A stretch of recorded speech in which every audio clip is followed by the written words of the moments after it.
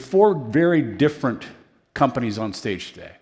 And in fact, as far as I can see, it's the best been able to research. We also have 4 very different executives. And from that standpoint, I hope you're as excited as I am to gain insights from them about being an entrepreneur and raising money. So because we're in an Entrepreneur and Investor Summit, we're going to switch things up a little bit. You all know about the elevator pitch. So I've got 3 questions that I want each of you to answer, but I'm looking for a 30-second answer, okay? So we're going to start here with Tina and go that way, and we're just going to do the same thing again and again 3 times, and then we're going to dive deep with each of the 4 of you. So first of all, 30 seconds or less, Tina, what is it about recursion and or Revogenics and your technology that sets you apart from your competitors and the marketplace? 30 seconds.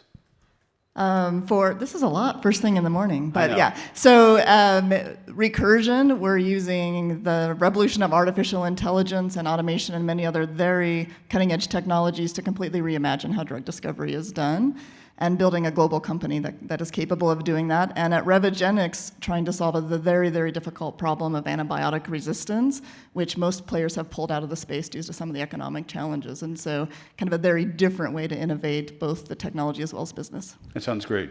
Jay, let's twist that just a little bit, given your deep history of late in the catheter space. Talk about what is it about catheters that allow you to move forward and revolutionize the delivery and the work in the body? Well, I can talk about Slipstream. That'd be great. So at Slipstream, we had a device called Stiletto, and what we were trying to attack was the IV problem, which IVs last about 48 hours before about half of them go bad. And the idea here is that instead of just turning a person into a pincushion, you can give them one device that lasts across their entire therapy. So that's really where we play. When we enter a hospital, what we tell them is, we're a little bit more expensive, but you'll put 5 or 6 IVs, maybe 10 IVs into a person, maybe 20 IVs into a person, which happens. And in one of ours, the idea is it's one stick, that's it. Perfect. I love that. One stick, that's it. Kurt? Yeah, so Owlet makes a wearable health monitor for babies. We were highlighted last year as one of the 6 novel approvals that got FDA clearance. 1 in 10 babies in the US now uses an Owlet when they go home from the hospital. We've collected the largest data set of infant health, and our goal is to help parents navigate their child's health at home.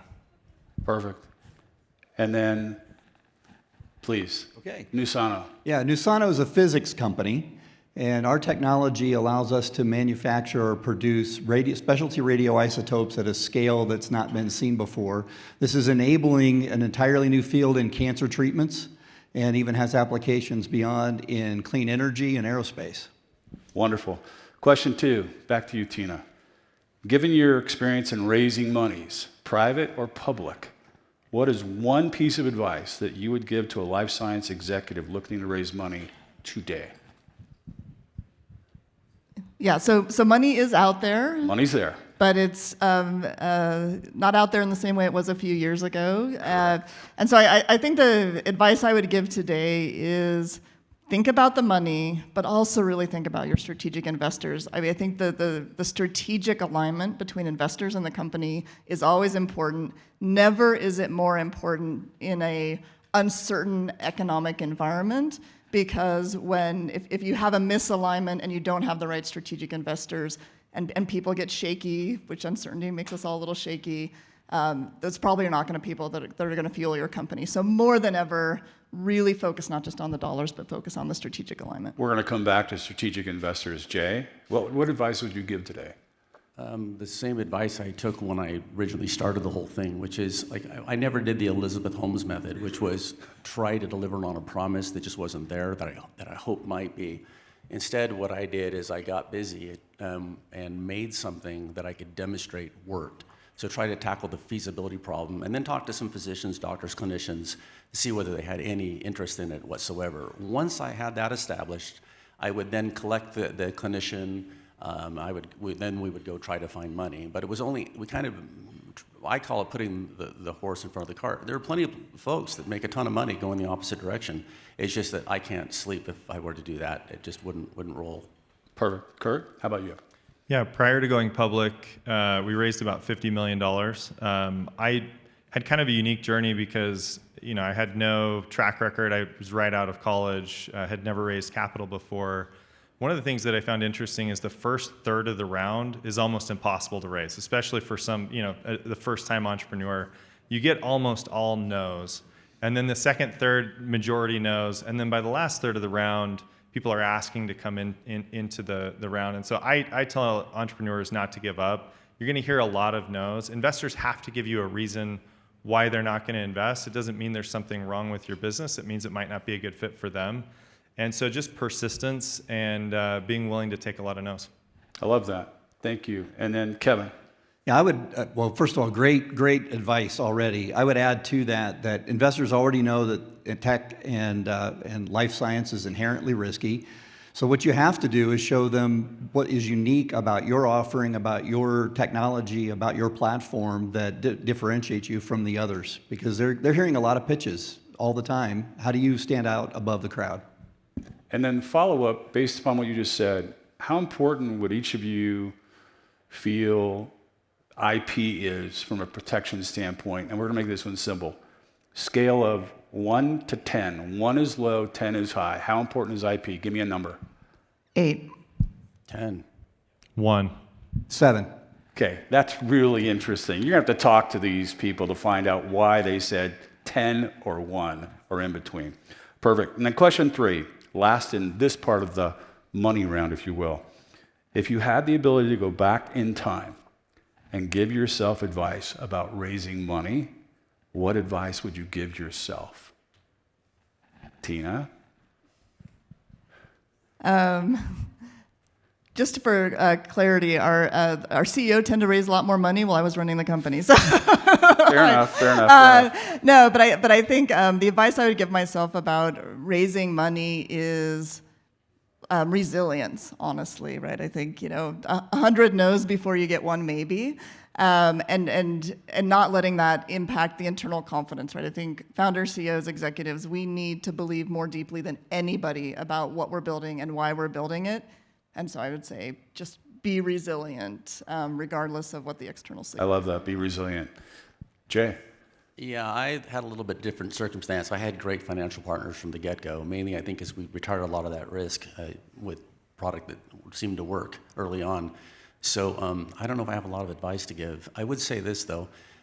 There's money with terms that isn't good, and you may want to latch onto it. You might also want to be patient and wait. And so there were a couple instances where we should have waited, and we didn't because the money was there. So be patient. I love that. Be patient. I think that's really good. Kurt? Yeah, I think the me now gives very different advice than the me 5 years ago, and I think they're both relevant. Me 5 years ago felt like we could always invest capital and it would grow the business faster than we were diluting the business. And so it was a good opportunity for us. Me now, as I look back, I think, man, we probably wasted 40% of the capital that we raised just by not being efficient, not pushing ourselves harder. When you have money, you spend it. And so as I look back, being more lean and efficient, I think would have been better for the business. We would have built better, just a better culture. And it saves you a lot of equity at the end of the road. So I think holding both of those is important because you'll know what's right for your business. Yeah, and I would have said patience and resilience, so I have to give you something different.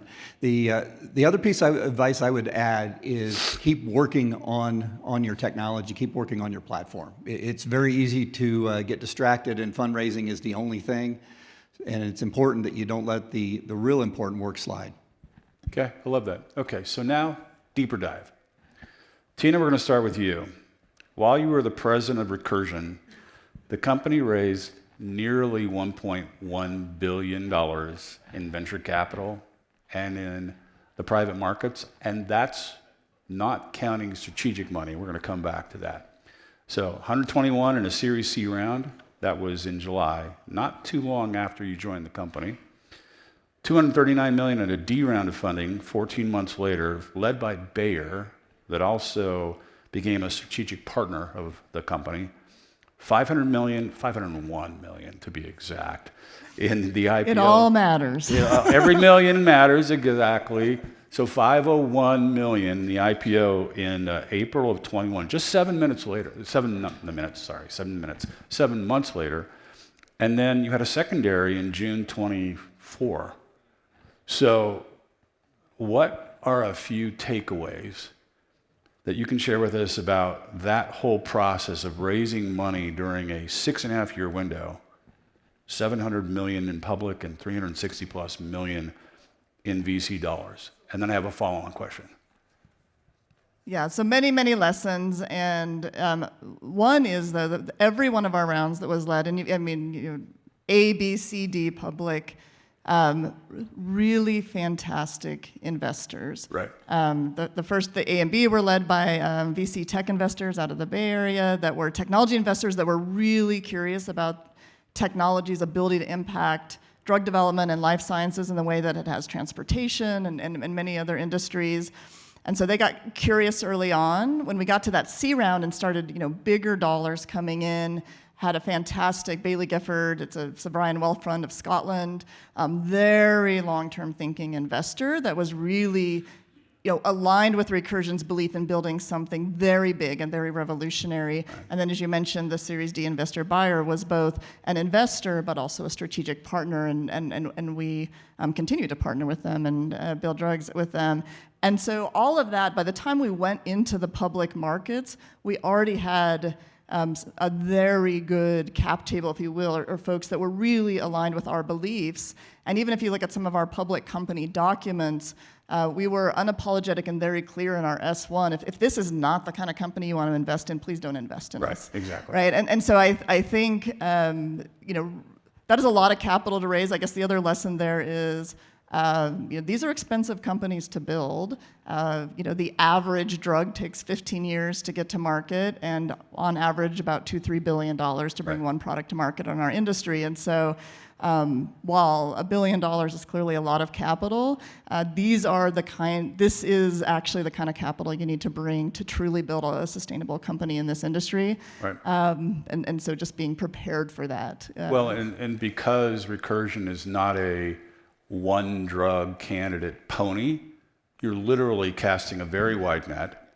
and you have a number of candidates that are in the pipe today up to late stage 2, I believe. Is that correct? Are you into stage 3 yet?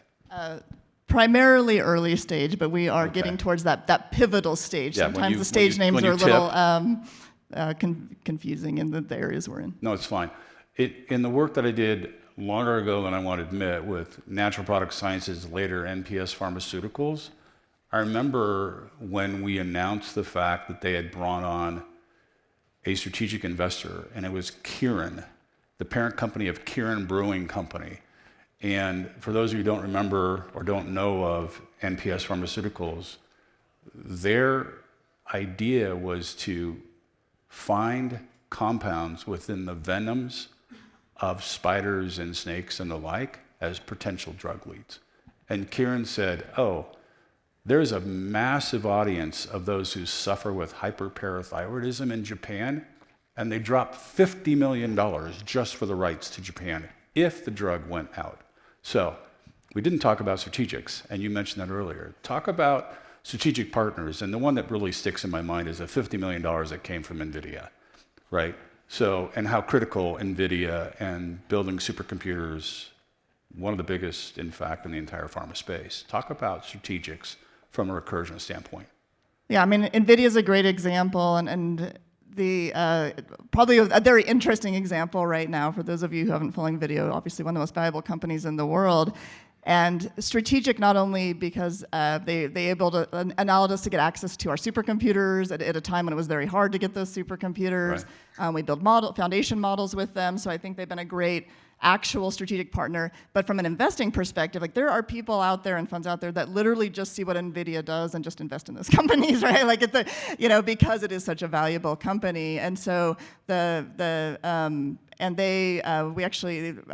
Huang, the CEO of NVIDIA, came to Recursion's event in JP Morgan last year. He actually came here to Salt Lake for our kind of research and investor day. And so just having somebody, that's a 30-year plus founder CEO of one of the world's most valuable companies just show up and talk about his interest and excitement in the life science industry and how obviously he's trying to sell NVIDIA, but he's trying to also sell the promise of technology revolutionizing our industry. And it's almost it's all incalculable, the value of having that kind of, that's a great example of the strategic nature of that partnership was worth so much more to us than the millions of dollars, tens of millions of dollars in the door. Wonderful, thank you. Let's shift now, let's go to Kurt. So, formed in 2013, it was Owlet Baby Care. Officially, it's now just Owlet, is that correct? Yeah, it sounds better, yep. Yeah, it's shorter, right? It's 5 letters instead of like 15 or 20, whatever it is, right? So 12 years ago, and much different investment and money raising profile. This is part of how these companies are all very different. $15 million in an A round back in November of 16, $24 million in a B round in May of 2018, and then in July 2021, you probably all remember Special Purpose Acquisition Corporations. You closed on a SPAC merger. And according to the data that I could find online, it delivered upwards of $325 million at close. And then there's been an interesting journey for you, but last year, $78 million in revenue, which was 45% up from 2023. Your net loss dropped to $12.5 million, which was an improvement of over $20 million. And then your adjusted EBITDA dropped to $2 million, a loss, which was an improvement of $14 million. So, all of that is kind of groundwork. Take a minute and share some of the financial learnings over the past 7 years. So, 1, what did you and Team Owlet do right? And what would you do differently? And then what are you excited about for Owlet in 2025 and beyond? And I know you're a public CEO, so you're not going to disclose anything. Maybe you will in a public setting today. So start with that. What did you and your team do right? Yeah, I think the thing that we did really well is we stayed really close to our customer. And from the very beginning, we had what was called our mommy army, where we would take every iteration of the product and we would go test it and get feedback from 100 parents before we moved on. And we did that really well. One of the biggest challenges with pulse oximetry is that it's a very antiquated technology, big boxes in the hospital with cords that go out and onto the patient. And it uses the fact that it plugs into a wall to get all of its power. We had to make algorithms that could operate on 100 times less power and still be, second to second accurate for measuring the oxygen levels in the blood. A really hard thing to do on a baby whose foot is, growing tremendously. We had all these baby feet molds in our office, and just everything we did was about how do we make this work for our customer. And I think we did that really well. When we launched, we quickly became the #1 monitor in Target and Walmart. And that was 4 years of work in developing the product. And I think that's one thing that we did really well. Okay. Where could you have improved, particularly on the financial model? Where could you have improved as a company? Yeah, I think I go back to like when you have money, you spend it. And you mentioned the figure for the SPAC, which was what we hoped we would get from the SPAC. Exactly. That's what publicly available out there. Yeah, we announced the SPAC at the beginning of 2021, and by July, when we went public, SPACs were no longer popular. Right. And so 90% of the SPAC money, which is about 200 million of that, evaporated. They can just pull the money out. So we didn't get 200 million. We got about 100 million, or 300 million. We got about $100 million. Right. Then you pay the bankers 30, And so SPACs were, at the time, we weren't planning on going public through a SPAC. We were planning on just continuing to grow. Goal was to IPO maybe 3 or 4 years later. But the valuation and the amount of money that we could raise, we thought could really accelerate the company, and didn't realize we were at the very top of a bubble, and had some other issues as well. But that was a big one. Okay. And then knowing that you're a public company and that we're in a public setting and you have to be concerned about regulation FD, what are you excited about for Owlet in 2025 and beyond? Yeah, Owlet's collected one of the largest data sets of infant health, and there's kind of 3 things we're really focused on. One is Still today, the number one cause of infant mortality is SIDS, or sudden infant death syndrome. We've now monitored over 2 million babies. We've done a study with the University of Utah to look at the mortality rate while monitoring versus not. And it's statistically powered. What it shows is there's a reduction in mortality when babies have access to this technology. On top of that, age 0 to 4 has the highest rate of healthcare utilization of any other time of life up to like age 75. And the reason for that care is primarily parents trying to assess, is this cold or this respiratory virus something deeper, or can I stay home? And today 94% of the babies that go into the ER get sent home with Tylenol and Motrin, and everything's fine. We're building right now. We just launched Owlet 360, which is a telehealth platform that allows parents to answer those questions at home. And then lastly, we've got the largest data set of infant sleep, and we've built a digital sleep coach. 50% of parents are still not sleeping through the night at 6 months old. We're personalizing that information and helping parents be able to navigate those sleep challenges to get baby to sleep better. So, to paraphrase in a really bad way, Tom Cruise, it's not show me the money, it's show me the data. And is that really potentially a big part of where you go as you go down the road, is the data side of this? Yeah, I think that is the biggest aspect of our company that can have the biggest impact on customers, which will then result in a great, opportunity as a business. So it's really investing in our data. We just launched our Owlet 360, which is our data platform, and that's where all the investment is right now. So, and then not on my list of questions I need to follow up then. Are you using AI, and what can you tell us about how you're using AI on that data? Yeah, we do use AI in all of our algorithms. For the FDA, we had to do a study to compare Owlet to the hospital monitoring technology, and we had 1/10 the alarm rate, but we picked up every clinically significant event. And that's because we have this data set of 2 million babies, and we're able to ingest that data, and we run that through machine learning algorithms to produce those algorithms. So we do a lot of that. You'll see a lot more coming in with using that data and access to a physician through our app that'll be really exciting. We haven't announced yet. That sounds great. I really appreciate that. So Jay, let's turn to you really quick. I found this fascinating that you, okay, BYU undergrad, San Jose State, he was a Spartan, and yet you didn't start in the medical field. You started with, was it GE, is that right? Am I remembering that correctly? And then you ended up at all places up in Roy, Utah at Iomega. You were there for close to 10 years. Let's start with that. What was it that led you to jump into the life science space? Yeah, I didn't know what I was Besides the doing. money. Besides the money. Well, it wasn't the money, no. I didn't know what I was doing. So, like most new graduates, I ended up working for GE Nuclear Energy, basically solving differential equations. It was kind of fun at first because it was challenging, but it got real boring real quick. So, and then I went off and I did that for GE Corporate Research and Development as well. I had enough of that. We wanted to move to Utah, and so my wife was originally from here in a roundabout way. And so we moved here, and I went to work for Iomega. Iomega is what changed everything for me. I had no idea that I was good at inventing things because I'd never really had the opportunity to invent anything. Everyone has seen me a little bit odd, so I knew there was something special about me. I just didn't know what it was. Special in a bad way, I guess, is for a long time, but maybe special in a good way now. So, like, it was at Iomega that I ran into a guy named Dave Jones, really the guy that I say invented the zip drive, which we went from 300 million to 1.7 billion in just a few years. I mean, the guy was absolutely brilliant. Pretty much everything was done out of this guy's mind. And I, at one point, ended up working directly for him and became good friends with him. And some of that somewhat rubbed off, I think, just kind of how he approached life and how to harness the insanity. That was great, but the thing about Iomega is we're up and down, and when down was down, down was done.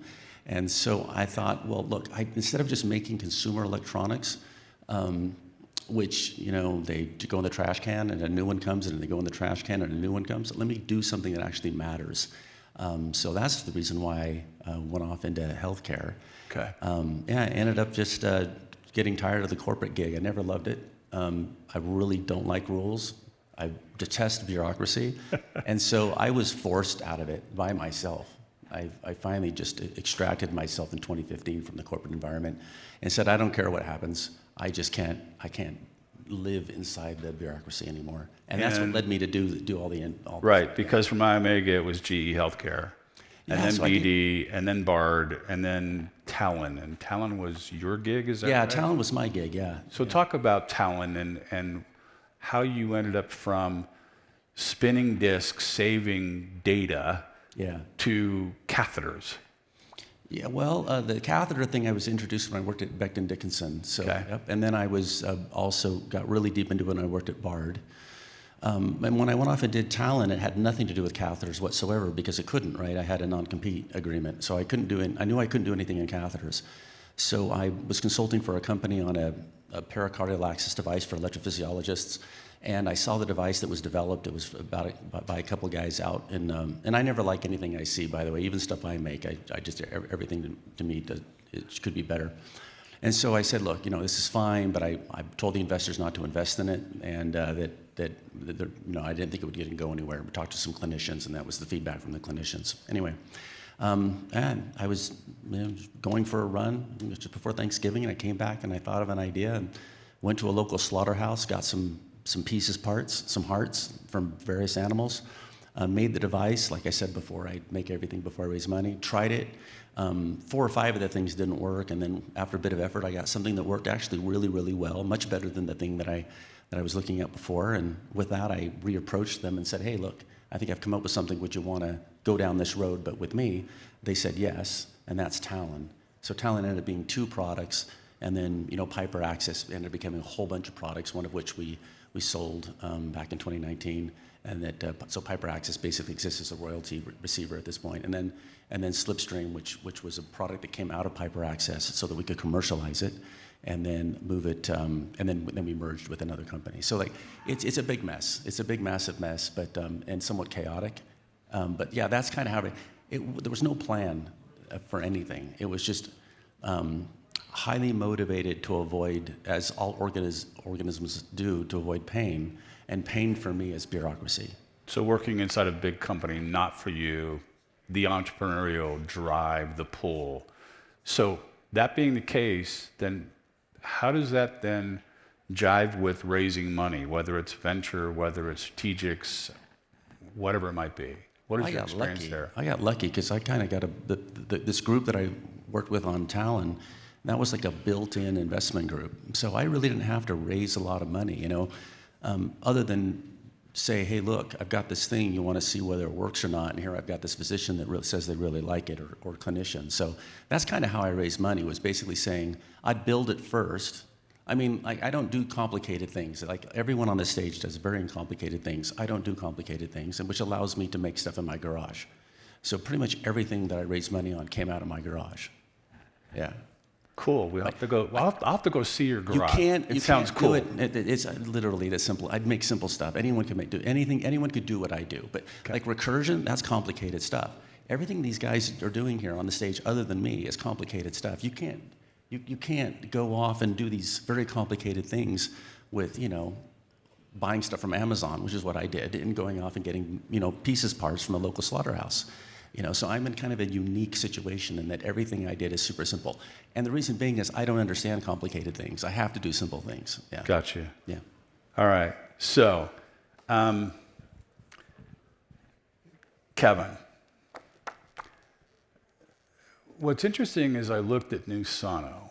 You've now raised over 150, over $150 million last round, C round, if I remember correctly. You're out of Southern California. You're not really a life science company per se. And I think as you position yourself, you're a physics company, right? So I have a number of questions about New Sono. And how is it that you ended up in West Valley City, right? Okay. Because it's like, okay, Salt Lake, fine, I don't know, but West Valley? I'm like, talk about that. Let me explain a little. Are you from there? No. Okay. Well, me personally, no. Okay. But this area is ripe for the kind of work we do. And let me Okay. explain a little bit why. So radioisotopes are basically a specific or atomic mass of an element. The ones that are unstable, they're radioactive. That's why we call them radioisotopes. And they decay on a predictive, very predictable, constant rate. Yeah. In the medical establishment, whether it's for PET scans, positron emission tomography, or in therapy treatment, which is the really exciting part that we're getting involved with, these products are manufactured and you have literally hours or days to use them before they decay and they turn into something else. They basically become worthless, become useless. So there's a few key things. One is you need to have the technology, the workforce, the know-how to handle these things safely and manufacture them consistently. And Utah just happens to have a lot of people who understand physics and nuclear science. In addition to that, you have to have good logistics. And one of the things that we've seen, there are really a few hubs in the United States where we're seeing a growth in the radiopharmaceutical sector, which is one of our big customers. And one of those is in Salt Lake City, because you've got a great airport, great weather. You can reach the West Coast in a matter of a few hours. You can be in a clinic in a few hours. You can reach the East Coast not much longer than that. Right. So it's a great location. Okay, excellent. And then get a little specific for a second. We're going to step away from money for just a minute, but what are some of the initial life science applications that Nusano is going after? And I know one of them is cancer, so can you talk about that? So to be clear, Nusano is not a pharmaceutical company, and that's actually where my background is, and just maybe a little bit of history. I worked for a company called Endocyte that developed one of the very first radioligand therapy products. If you watch TV today, you might see the Novartis commercial for Pluvicto, prostate cancer drug. That was the drug that we developed. We sold that company to Novartis for $2.1 billion, and I would say that was a pretty good deal because it sold $1 billion its first year. So pretty good opportunity. The technology that is being used here is basically targeting a specific compound, protein, structure on a cancer cell that doesn't exist in healthy cells. Once you're able to do that, then you can attach to that targeting agent a radioisotope. Then inject it in the patient. Within a few hours, it either finds a tumor cell and binds with it. And when that happens, then when the radioactive element decays, it does damage to the tumor. It essentially kills the tumor cells. If it doesn't, the kidneys remove it and it's gone. So within a few hours, you've got a patient now that has radiation treatment happening at the cellular level, only attacking the cancer cells. So side effects are very low certainly compared to things like chemotherapy, and the efficacy is very high. Truly nanomedicine in that regard, because it's It's hyper focused at on the cellular level. Yeah, at cellular, which is actually really cool. So, back to money, in your Series C round, you raised $115 million. You raised monies from both the Wasatch Group, which, if you're not familiar with the Wasatch Group, it's a private equity investment firm led by real estate mogul Deloy Hansen, and then S32, which is a California-based VC fund started by Bill Maris. He founded Google Ventures, okay? So talk about the difference working with those two firms, because they're very different. There's definitely some differences in their approach and in their interests.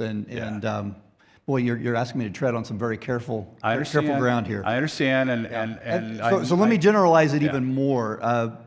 Anytime you do a series raise, especially when you start getting into bigger dollars and you have different companies, different interests coming together, I think managing that board relationship, managing that oversight can be quite challenging.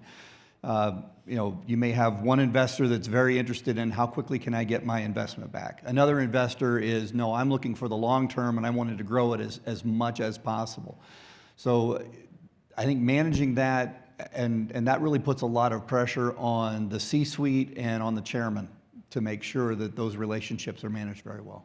Well, and as I understand what Deloy and his team have done, in many ways, you would call them a private equity, and they look mostly for majority ownership stakes. And that was not disclosed in your announcement. I don't need you to share that with me, but he has a very different philosophy than Maris from Google Ventures, because he's straight VC. That's he's got $2 billion under management. So I just kind of went, that's interesting. Has to be different managing those bulls, those horses in your stable, if you will. Okay, so now let's go back to lightning round.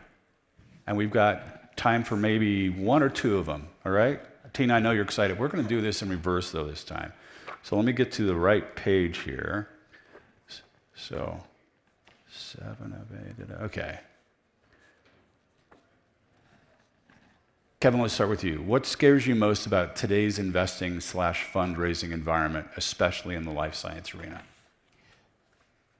I think the biggest concern that I see in the life science arena when I look at the economy in general is funding drying up for some really awesome technologies. The health science sector, life science sector has breakthroughs, and I'm very, very close to the cancer treatments.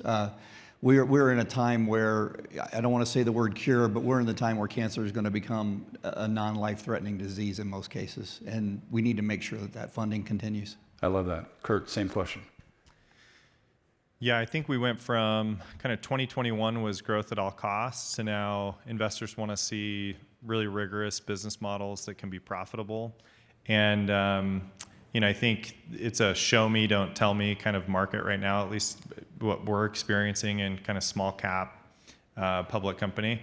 So that brings on different challenges. I'm grateful for this other side of it because I think it's made our business better and made us more disciplined and more lean as an organization, but it's definitely changed over the last 4 years.